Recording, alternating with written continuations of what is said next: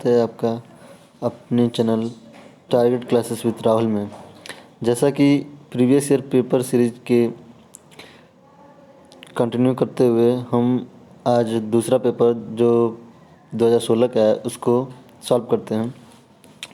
तो इस कड़ी में हमारा पहला क्वेश्चन है, संख्याओं 10, 65 और 91 का लघुत्तम समापवर्त क्या होगा।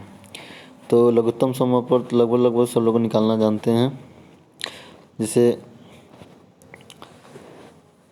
निकालने के लिए ये ट्री वाला सिस्टम अपनाते हैं हम, जैसे कि 10, 65 का ऐसे करके, और इसमें से कॉमन करते हैं तो निकालते हैं गुणनखंड इसका, तो आता है 2 गुणे 5 गुणे, ये जो होते हैं इसको गुणे के फॉर्म में लिख लेते हैं, 2 गुणे 5 गुणे 7 गुणे 13।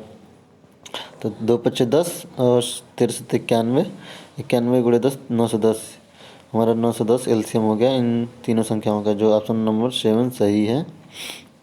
अब आते हैं हम अपने दूसरे क्वेश्चन पे। दो असमान परिमेय संख्याओं के बीच परिमेय संख्याएं होती हैं। ये क्वेश्चन रिपीटेड है, ये मतलब इस टाइप का क्वेश्चन हर बार पूछा जाता है। तो इसमें हमारा लास्ट वाला ऑप्शन 2 सही होगा, अनंत। दो असमान परिमेय संख्याएं दिया है तो इसमें तो अनंत होगी। दो अगर असमान संख्याएं, पूर्णांक संख्याएं भी दिया होता है, पूर्ण संख्याएं भी दिया होता है, तो उसके बीच में भी असंख्य संख्याएं होती। तो हम इस तरह अपने तीसरे क्वेश्चन पर बढ़ते हैं। तो तीसरा क्वेश्चन हमारा है, ब्रैकेट में 3 धन 2 गुणे 7 का मान होगा। तो इसको हमको कुछ करना नहीं है, इसको ब्रैकेट को तोड़ के और 7 को दोनों अंकों के साथ मल्टीप्लाई के फॉर्म में लिख देना है। तो जिसको लिखने के लिए ये भी रिपीट क्वेश्चन है। इस टाइप का क्वेश्चन भी 2020 वाले पेपर में आ चुका है और बार बार ऐसे क्वेश्चन पूछ रहा है। तो इसके करने के लिए ब्रैकेट को तोड़ते हैं, 3 गुणे 7 करेंगे, फिर बीच में जो साइन होगा प्लस का होगा तो प्लस, जैसे इसमें प्लस का है तो प्लस, उसके बाद दूसरा वाला अंक 2 गुणे 7 कर देते हैं। ये जो हमारा ऑप्शन नंबर बी में है, ये हमारा ऑप्शन बी सही है, ये वाला। अब आते हैं अपने चौथे क्वेश्चन पे। तो हमें ब्रैकेट के अंदर 2 दिया है, इसका बीजगणितीय गुणनफल ज्ञात करना है। x-7 और x+9 का गुणनफल ज्ञात करना है। तो इसको भी ज्ञात करने के लिए कोई ज़्यादा टफ नहीं है, बस क्या करते हैं, ब्रैकेट को तोड़ के एक के साथ एक संख्या को रख देते हैं। किसी एक ब्रैकेट को तोड़ते हैं, दूसरे वाले ब्रैकेट के साथ रख देते हैं, जैसा कि हमने इस वाले क्वेश्चन में। अब x-7 का गुणा करना है x+9 से, तो पहले वाले ब्रैकेट को तोड़ के दूसरे वाले ब्रैकेट के साथ हम एक एक अंक को लिख देते हैं। तो x गुणे x+9, फिर दूसरा वाला सिंबल क्या है, माइनस का है, तो -7 गुणे x+9। तो फिर गुणा करते हैं तो x से x में करते हैं तो x² आ जाता है, और x का 9 में करते हैं तो 9x आ जाता है। फिर ये सिंबल x का करेंगे, 7 का x में करेंगे तो -7x, और ये माइनस का प्लस में करेंगे तो माइनस हो गया, 9 से 63 -63। ये प्लस और माइनस से गुणा करने वाला होता है आपका, कि माइनस का माइनस में करते हैं तो गुणा, तो ये प्लस होता है, और प्लस का माइनस में करते हैं तो ये माइनस होता है, और माइनस का प्लस में करते हैं तो ये भी माइनस होता है, और प्लस का प्लस करेंगे तो ये तो प्लस होगा ही। तो इस प्रकार हमको याद रखना कि किसका किस में मल्टीप्लाई होगा तो क्या होगा। अब बढ़ते हैं हम अपने नेक्स्ट क्वेश्चन पे। इस वाले क्वेश्चन का आंसर हमारा होगा, कौन सा ऑप्शन था, तो इसको फिर आगे बढ़ाते हैं। तो आगे यो करेंगे तो जो समान राशियाँ होंगी उनको एक साथ ले लेंगे, और जो अलग होंगी उनको अलग अलग करेंगे। तो 9x और 7x एक टाइप के सजातीय पद हैं, तो सजातीय पद को एक साथ लेंगे, समान पद टाइप के हैं, तो दोनों में x है, तो उनका चिन्ह विपरीत है, तो प्लस और माइनस का है, यानी कि प्लस और माइनस क्या होते हैं, माइनस होते हैं। तो माइनस होगा लेकिन सिंबल लगता है बड़े का, तो 9 में से 7 जाएगा तो 2x, और सिंबल मतलब चिन्ह लगता है बड़े वाले का, तो आ जाएगा हमारा x² 2x -63, जो कि ऑप्शन नंबर हमारा 100 सही है क्वेश्चन पेपर में। तो ऑप्शन नंबर तीसरा सही है 100 वाला। अब आते हैं अपने चौथे क्वेश्चन पे। तो एक चतुर्भुज एक त्रिभुज का क्षेत्रफल 48 वर्ग सेंटीमीटर है। यदि इसकी ऊंचाई 8 सेंटीमीटर है तो त्रिभुज का आधार क्या होगा? तो इसको ज्ञात करने के लिए सबसे पहले हमको त्रिभुज के क्षेत्रफल का फार्मूला याद होना चाहिए। तो त्रिभुज के क्षेत्रफल का फार्मूला याद रहेगा तो हमारा क्वेश्चन आसानी से लग जाएगा। तो त्रिभुज का क्षेत्रफल दिया हुआ है, लंबाई दी हुई है 8, और त्रिभुज का क्षेत्रफल होता है 1/2 आधार गुणे लंब, जो कि हमें पता है पहले से। तो जो चीज़ें पता है उसके जगह पे जो क्वेश्चन में दिया उसको लिख देते हैं, वहाँ पे जो नहीं पता है उसको छोड़ देते हैं, उसके बाद उसको पक्षांतर करके लगा लेते हैं। तो क्षेत्रफल दिया है 48 सेंटीमीटर लिख दिए, 1/2 आधार नहीं दिया है, लंब ऊंचाई दिया है, इसका मतलब ऊंचाई का मतलब होता है लंब, लंबवत ऊंचाई लंबवत ली जाती है, यानी कि जो लंब होता है वो ऊंचाई होती है। तो 8 सेंटीमीटर हो गया। तो हम बाकी जगहों पर लिख दिए। फिर यहाँ 1/2 इधर से इधर 1/2 गुणा कर रहा है 1/2 यहाँ 2 भाग कर रहा है, तो उस साइड जाएगा तो गुणा करेगा। तो 2 यहाँ 48 में गुणा कर दिया है तो आ गया है 48। इधर आधार गुणे 8 सेंटीमीटर था, तो आधार ज्ञात करना है, तो इधर 8 वाला, इधर 8 आपका दूसरे साइड चला जाएगा इधर। तो वही हम लिख दिए हैं 48/2/8। तो इसको फिर कट करेंगे तो 8 से 48 के 6 बार, और सेंटीमीटर से 1 सेंटीमीटर कट जाएगा, बचेगा 6 दूना 12 सेंटीमीटर आ जाएगा आधार हमारा। ये हमारा आंसर है, जो कि ऑप्शन नंबर हमारे पहले ही में है। तो इस प्रकार हमने अपने वस्तुनिष्ठ वाले बहुविकल्पी क्वेश्चन को सॉल्व कर लिया। अब आते हैं अपने दूसरे क्वेश्चन, जो कि अति लघुत्तरी है। तो अति लघुत्तरी क्वेश्चन सॉल्व करने के लिए पहला क्वेश्चन हमारा है, एक आयताकार मैदान का क्षेत्रफल 0.5 हेक्टेयर है। इस मैदान की एक भुजा 125 है, तो दूसरी भुजा ज्ञात कीजिए। तो इस क्वेश्चन को निकालने के लिए तो आयत के मतलब क्षेत्रफल का तो होना चाहिए, लेकिन हमको पता होना चाहिए कि 1 हेक्टेयर में कितने वर्ग मीटर होते हैं। तो 1 हेक्टेयर में 10,000 वर्ग मीटर होता है। इसको नोट करने वाली बात है। 1 हेक्टेयर में 10,000 वर्ग मीटर होता है। तो 0.5 में होगा हमारे 0.5 इंटू 10,000 मतलब 10,000। तो 10,000 तो एक जीरो कम हो जाएगा ये दशमलव को हटाने में, तो 5,000 हमारा वर्ग मीटर इसका क्षेत्रफल हो जाएगा। हमारा 5,000 वर्ग मीटर। और क्षेत्रफल के लिए क्या फार्मूला है? क्षेत्रफल के लिए है भुजा गुणे भुजा। तो 125 एक उसकी भुजा दी हुई है, दूसरा भुजा नहीं है, दूसरी हमको निकालनी है। तो दूसरे के लिए तब 5,000 इधर क्षेत्रफल के साइड जितना हमारा आ रहा है 5,000 वर्ग मीटर उतना लिख देंगे, और 125 एक भुजा दूसरी भुजा। तो फिर क्या करेंगे, भुजा निकालने के लिए उधर से पक्षांतर कर देंगे। 125 को पक्षांतर किए तो यहाँ गुणा कर रहा है यहाँ पे, तो यहाँ आएगा तो भाग करेगा। तो 5,000 बटे 125, तो भाग दे के देखेंगे तो भाग देते हैं तो ये 40 बार जाता है। 40 बार दे के देख लेंगे तो ये भुजा हमारी आ जाएगी 40। ये हमारा आंसर हो जाएगा क्वेश्चन नंबर 6 का 40 सेंटीमीटर, जिसका हमें उसका यूनिट लिखना बहुत ज़रूरी है। यूनिट नहीं लिखेंगे तो क्वेश्चन गलत मान लिया जाएगा। अब आते हैं हम 7वें क्वेश्चन पे। 7वां क्वेश्चन क्या है, समीकरण x/3 धन x/2 बराबर 10 को हल कीजिए। इस टाइप के भी क्वेश्चन कई सालों पूछा गया है, अभी ये क्वेश्चन भी रिपीटेड है। हर बार इस टाइप के क्वेश्चन पूछ रहा है कि समीकरण जितना है उसको सॉल्व करके x की वैल्यू निकालनी है। तो इसमें आपको x/3 धन x/2 बराबर 10 इसको हमको सॉल्व करना है। तो इसको सॉल्व करने के लिए क्या करेंगे, दोनों का एलसीएम लेंगे। तो 3 और 2 का एलसीएम लेंगे तो आ जाएगा 6। तो 6 फिर यहाँ 3 से डिवाइड करेंगे इसके एलसीएम को, तो 2 बार, तो ऊपर 2 का मल्टीप्लाई हो जाएगा तो 2x हो जाएगा। इधर वाले में होगा तो 3x हो जाएगा। तो 3x और 2x हो जाएगा 5x/6, फिर ये बराबर 10। तो फिर यहाँ ये 6 डिवाइड कर रहा है तो उस साइड जाएगा तो डिवाइड करे तो उस साइड गुणा करेगा। तो 5x बराबर हो जाए 10 गुणे 6। अब इधर 5 के साथ ये x के साथ 5 गुणा कर रहा है तो उधर जाएगा तो भाग करेगा, तो x बराबर हो जाएगा 10 गुणे 6/5। तो 5 से ये हम 10 को काटते हैं तो 2 बार कटेगा, तो और फिर 6 गुणे 2 हो जाएगा x बराबर, तो x की वैल्यू आ जाएगी हमारी 12। इस वाले क्वेश्चन का आंसर हमारा आ गया कितना, 12। इस वाले क्वेश्चन का 7 नंबर वाले क्वेश्चन का आ गया हमारा 12।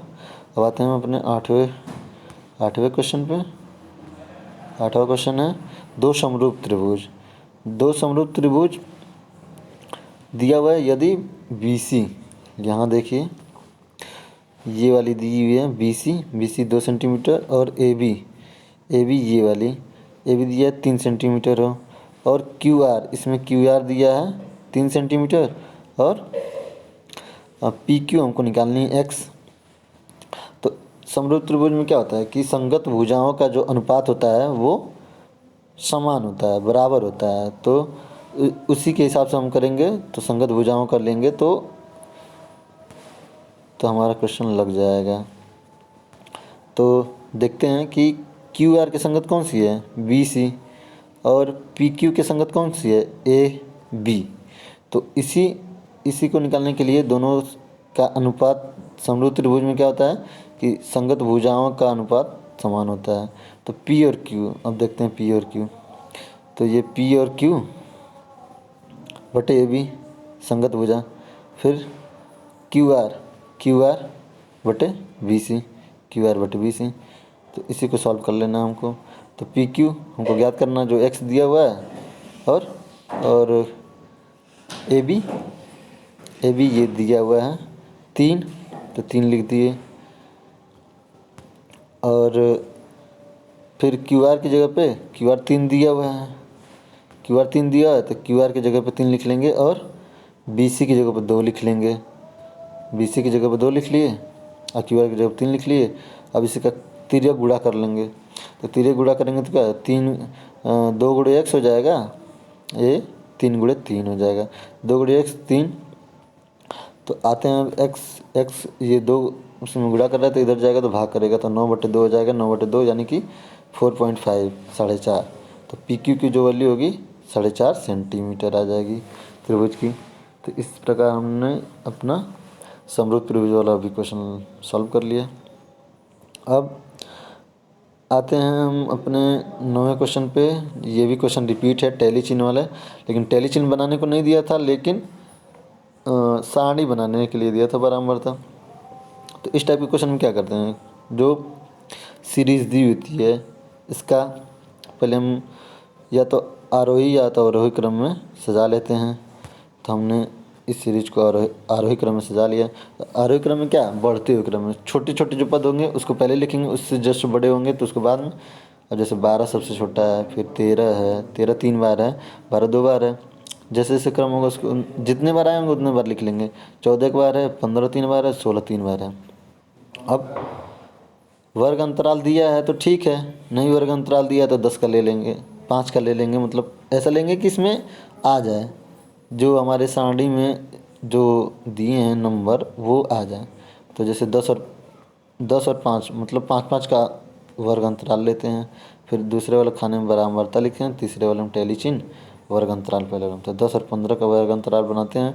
तो 10 और 15 में देखते हैं क्या कि 10 से ऊपर 10 को लेके और 10 से लेके 15 तक के बीच में की संख्याएं बराबरता कितनी बार है। तो 10 से ऊपर कौन कौन सी हैं, 11 तो है नहीं, 12 2 बार आया है, 13 2 बार आया, तो 2 2 4 3 बार 13 है, तो 3 2 5, और ये 14 के बार आया 6, और 15 3 बार आया, 6 3 9।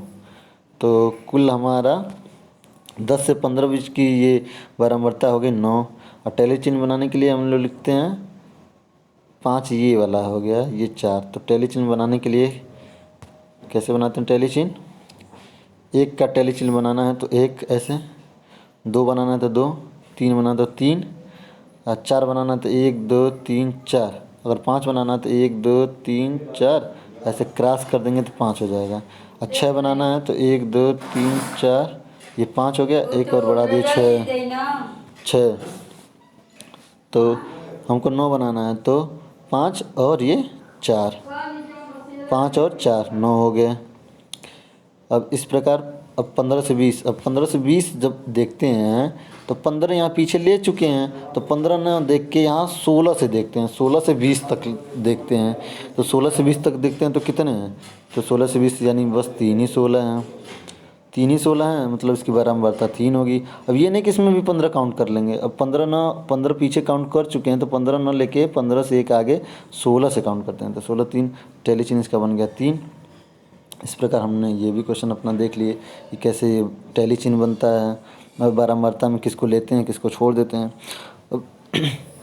अब अब आते हैं अपने 10वें क्वेश्चन पे कि सबसे छोटी पूर्ण संख्या लिखिए। सबसे छोटी पूर्ण संख्या क्या होगी, 0। इसमें कुछ लिखना नहीं था, बस ये लिख देना 0। और आते हैं अपने 11वें क्वेश्चन पे, तो इसमें क्या करना है, ये भी रिपीट क्वेश्चन है, ये बहुविकल्पी में आया हुआ क्वेश्चन है 2020 वाले पेपर में, कि इन दोनों में से सर्वसमीका और समीकरण को छाट के लिखना है कि कौन सा सर्वसमीका होगी कौन सा समीकरण हो गया। तो समीकरण में क्या होता है कि दोनों पक्षों में मान रखने पे बराबर आता है, और समीकरण में क्या होता है कि समीकरण में x की वैल्यू एक अलग से निकलती है बस। अब देखते हैं यहाँ पे, ये देखिए 2 इंटू एक्स करेंगे तो अगर ब्रैकेट तोड़ते हैं तो 2 इंटू एक्स प्लस 1 करेंगे, एक्स प्लस 2 हो जाएगा। इधर भी इतना ही है, यानी कि दोनों साइड इसकी वैल्यू बराबर है। अब देखते हैं 2 इंटू एक्स प्लस 2 कर देते हैं, अगर ये ब्रैकेट टूटेगा तो यही तो इस साइड भी है, यानी कि सर्वसमीका है।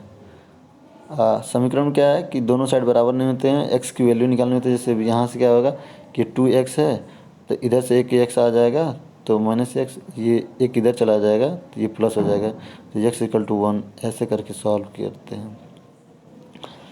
तो इस प्रकार हम अपने अति लघुत्तरी क्वेश्चन के लास्ट क्वेश्चन को भी सॉल्व कर लिया। अब आते हैं अपने लघुत्तरी क्वेश्चन पे।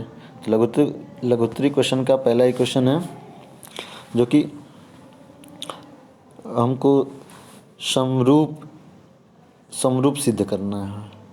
तो इसमें कौन कौन सी दशाएं आएंगी समरूप सिद्ध करने में, वो हमको दिखाना है। तो लिखा है चित्र में AX, ये वाली AX, कोण CAB, कोण सी ये वाला एंगल, कोण CAB और ये BOC नहीं, ये BD होना चाहिए यहाँ पे, BDC। ये CAB इस वाले का और इसका ये समद्विभाजक है। इसको हम अच्छे से बताते हैं फिर से। देखो CAB, तो CAB ये वाला एंगल, ये BOC ना होगा, ये BDC होगा, ये वाली BDC। इस वाले का ये जो AX है ये समद्विभाजक है। इन 3 तथ्यों को लिखना है, जिससे कि मतलब 3 दशाएं होती हैं, 3 मतलब उसके दशाएं होती हैं कि 3 दिखाना पड़ता है कि 3 दशाएं क्या होंगी जिससे कि वो सर्वांग समता का अपना प्रमाण देगा। तो अब ये जो एक समद्विभाजक थी CAB के लिए, तो ये ऊपर वाले 2 कोणों का समद्विभाजक है, ये 2 त्रिभुज हैं। तो कोण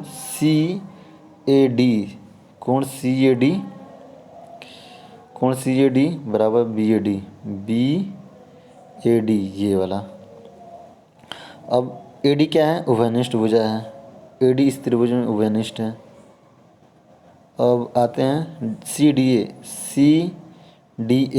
ये वाला एंगल किसके बराबर है, ये वाला एंगल BDA के बराबर है।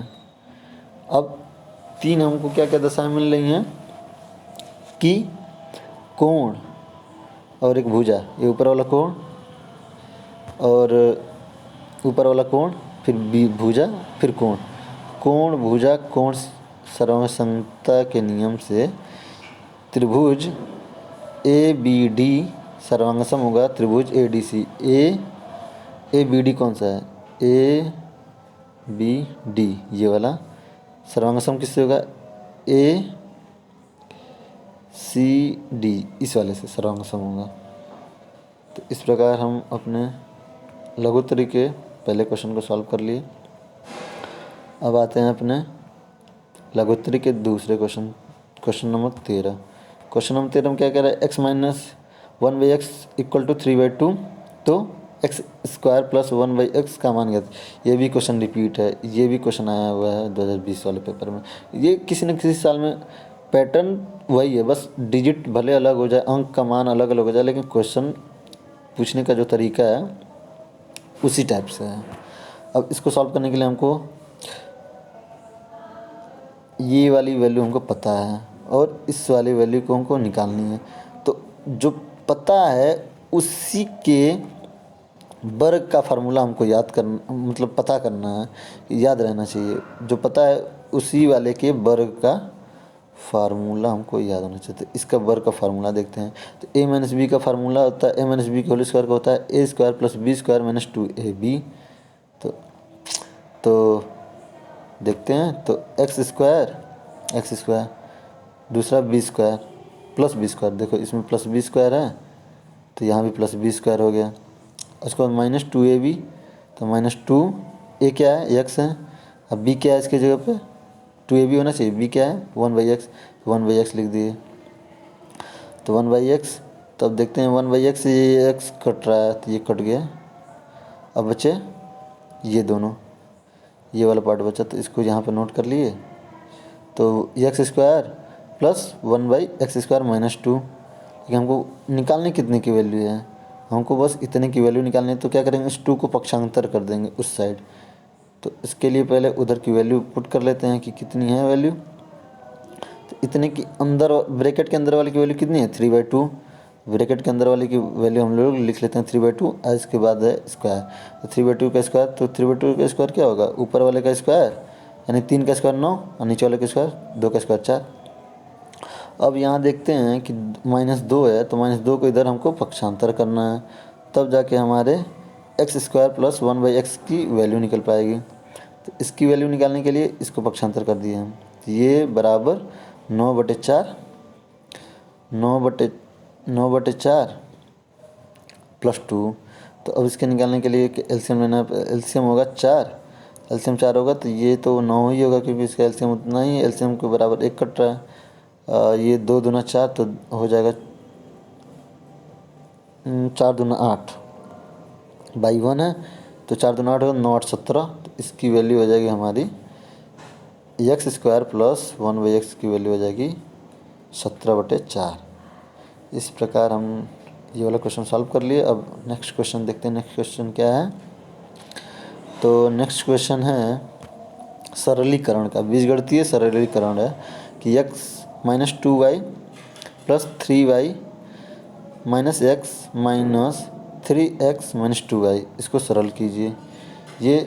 ये भी रिपीटेड क्वेश्चन, इस टाइप के क्वेश्चन रिपीट होते हैं, सरल करना। तो इसमें चिन्हों का ध्यान रखा जाता है, बाकी क्वेश्चन तो बहुत ही आसान होता है लगाने में। तो इसको लगाने के लिए देखते हैं, पहले क्वेश्चन हमने नोट कर लिया है कि x minus 2y plus 3x minus y minus x 3x 2y। तो इस प्रकार क्या करते हैं, यहाँ पे चिन्हों को खोल देते हैं, ब्रैकेट को खोल देते हैं, चिन्हों का जो मल्टीप्लाई होता है उसको कर देते हैं। तो चिन्हों खोल दिए, तो ब्रैकेट को खोल दिए, तो यहाँ x माइनस 2y, दूसरे वाले में खोल दिए तो माइनस 3y, प्लस का चिन्ह है तो इसका सिंबल नहीं बदलता है ब्रैकेट के अंदर का। अब माइनस होता है तो उसके अंदर का चिन्ह बदल जाता है, माइनस होता है ब्रैकेट के बाहर तो ब्रैकेट टूटता है तो उसके चिन्ह बदल देता है। तो प्लस अंदर वाले का 3x है तो माइनस 3x हो जाएगा, ये माइनस था तो ये प्लस कर दिया था। अब ये वही वाला है जो अभी बताए थे कि माइनस का माइनस में होगा मल्टीप्लाई तो प्लस हो जाएगा। अब तो उसके हिसाब से देखो, माइनस का इस माइनस वाले में हुआ तो यहाँ प्लस हो गया है, तो वो चीज़ें यहाँ पर अप्लाई हुई हैं।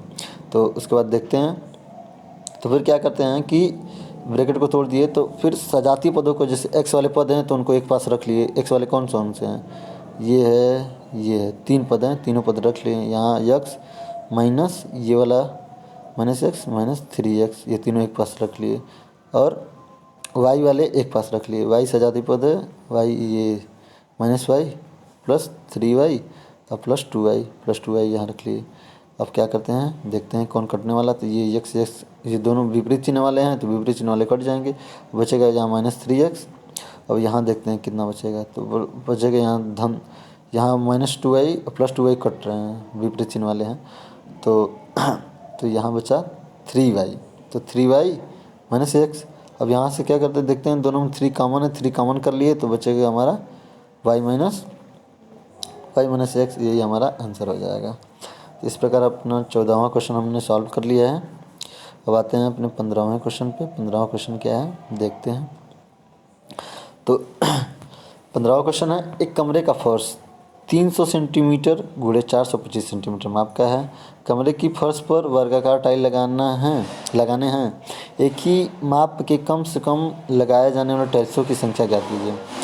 अगर उसमें टाइल्स लगाने हैं और वर्गाकार है तो उसमें कम से कम टाइल्स लगाने के लिए क्या करना पड़ेगा, हमें बड़ी से बड़ी टाइल्स लगानी पड़ेगी। मतलब टाइल्स की जो लंबाई और क्षेत्रफल होगा टाइल्स का, वो बड़ा से बड़ा लगाना पड़ेगा। तो इसके लिए जब कहीं पे भी बड़ा चाहे इस टाइप का हो तो उसके लिए पहले क्या करते हैं हम कि भुजा निकालने के लिए इस क्वेश्चन को सॉल्व करने के लिए असल में 2 तरीके हैं। तो पहले तो यहाँ से इसका हम टाइल्स की बड़ी से बड़ी भुजा निकालने के लिए क्या करेंगे, यहाँ पे हम इसका एचसीएफ निकाल लेते हैं। तो उससे हम वो टाइल्स की भुजा मालूम पड़ जाएगी कि टाइल्स की भुजा कितनी आनी चाहिए।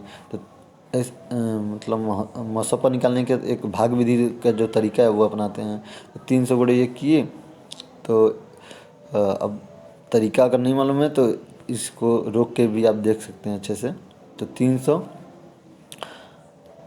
से डिवाइड किए 425 में, तो एक बार गया और 125 से बचा। फिर 125 से जो असल भाग विधि से निकालने क्या होता है कि छोटी वाली संख्या से बड़ी वाले में भाग देते हैं, जो उसका शेष बचता है शेष वाले से फिर पुनः पहली वाली संख्या जो भाजक है फिर उसमें भाग देते हैं। तो पहला भाजक कौन सा, फिर 300 है, 300 में फिर इसके शेष वाले से भाग दिए, आया 2 बार गया तो 250 और फिर 50 बचा। फिर जो 50 है उसके पहले वाले भाजक में फिर भाग देते हैं। तो 50 से फिर हम पहले वाले भाजक में भाग दिए तो 125। ये हम तब तक करते हैं जब तक पुनः पूरा भाग कट ना जाए।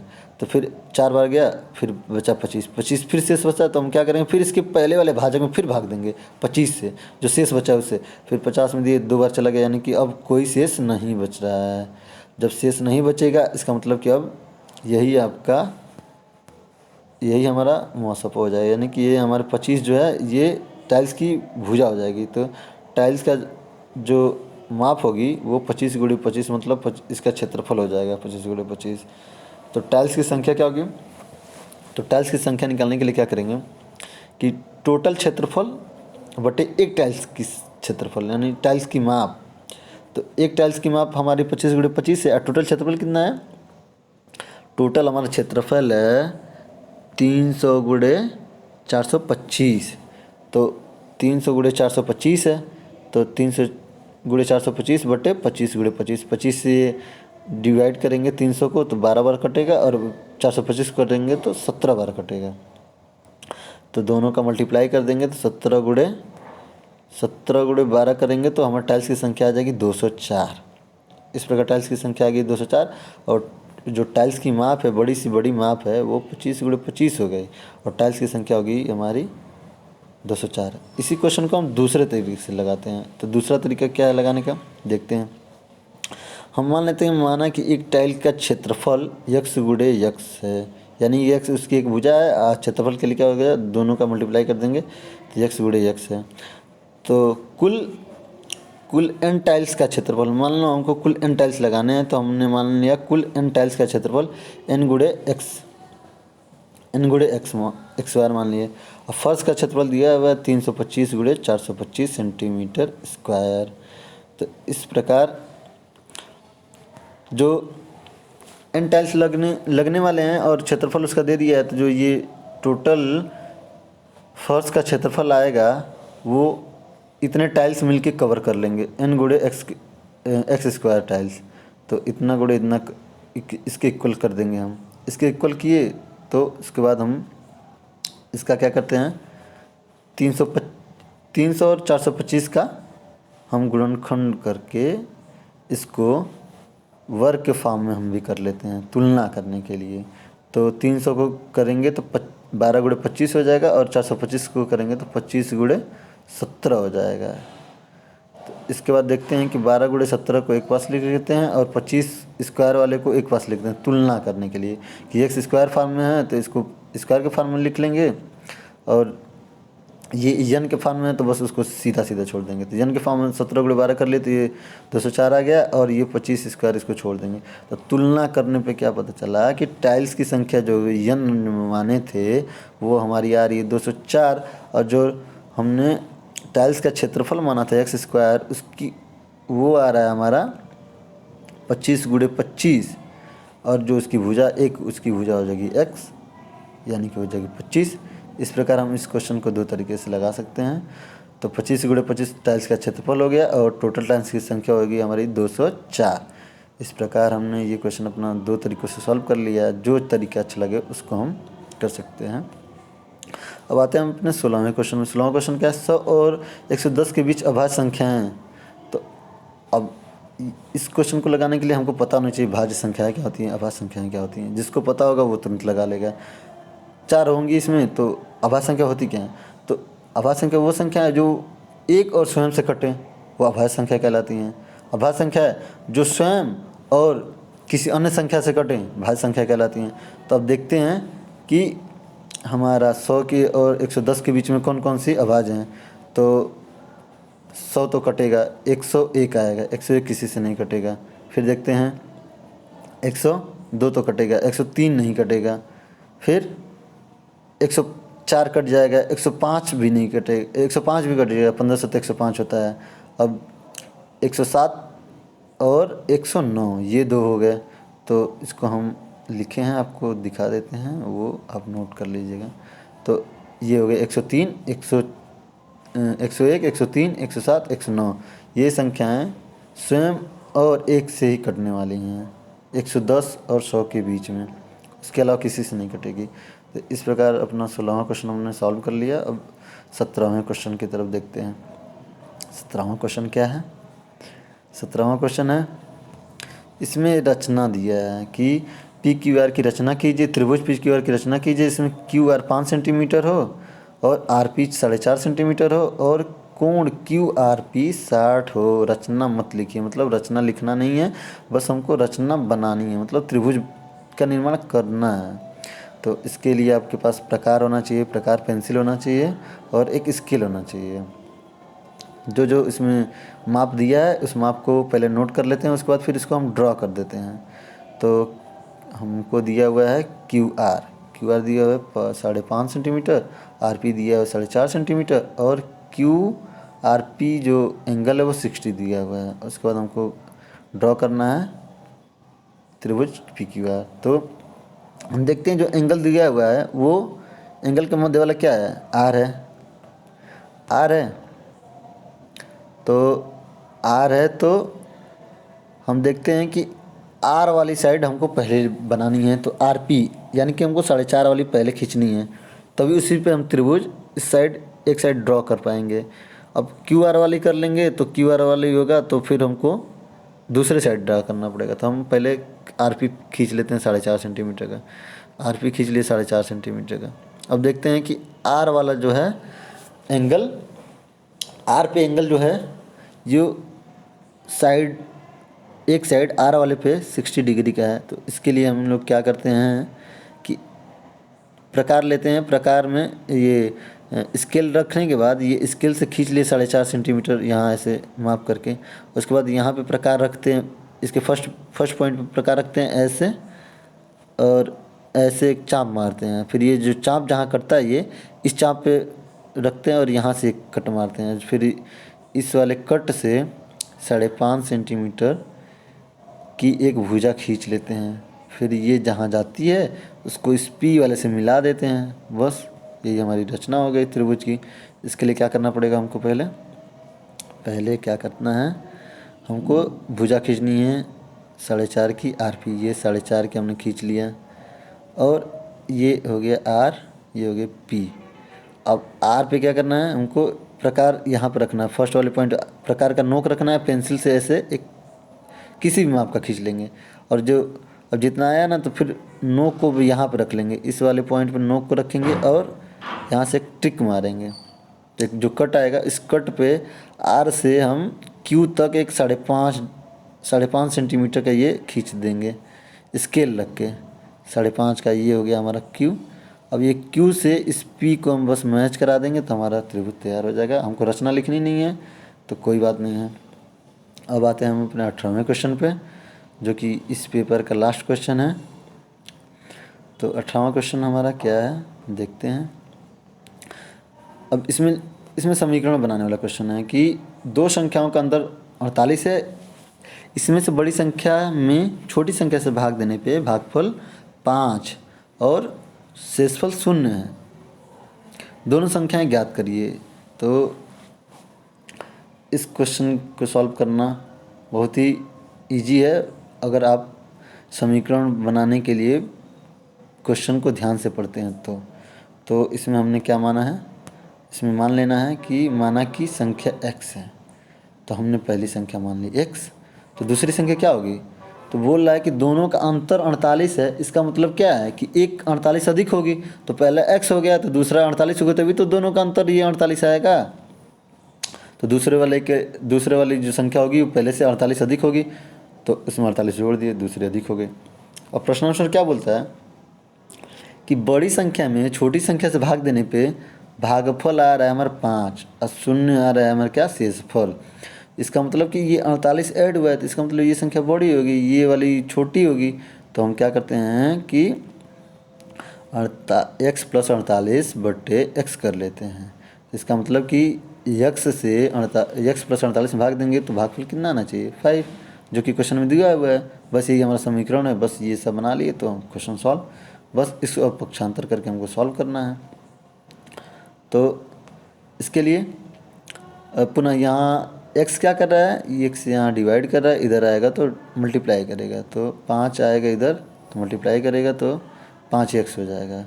तब यहाँ देखिए यहाँ x है, इधर 5x है, यानी कि सजातीय पद को एक साइड कर लेंगे, तब उसमें घटाने या जोड़ने में आसानी होती है।